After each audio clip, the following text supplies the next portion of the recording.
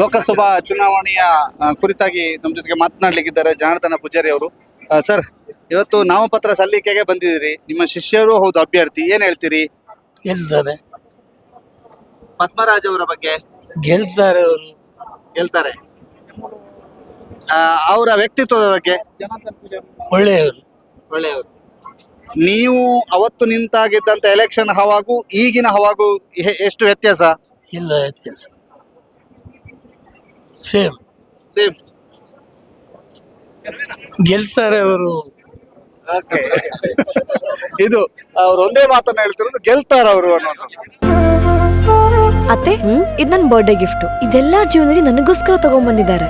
ನಿನ್ ಮೇಲೆ ತುಂಬಾ ಚೆನ್ನಾಗಿ ಕಾಣುತ್ತೆ. ಇದು ತುಂಬಾ ಚೆನ್ನಾಗಿದೆ ಅಲ್ವಾ? ತುಂಬಾ ಚೆನ್ನಾಗಿದೆ.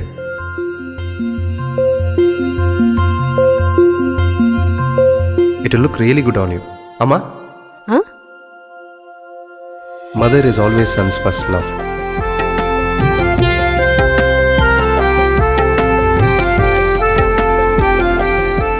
ಪ್ರತಿ ಪೀಳಿಗೆಯ ಪ್ರೀತಿಯ ಮಳಿಗೆ ಜಿಎಲ್ ಆಚಾರ್ಯ ಜುವೆಲ್ಲರ್ಸ್. ಸುದ್ದಿ ಚಾನಲ್, ಕ್ಷಣ ಕ್ಷಣದ ಸುದ್ದಿಗಾಗಿ.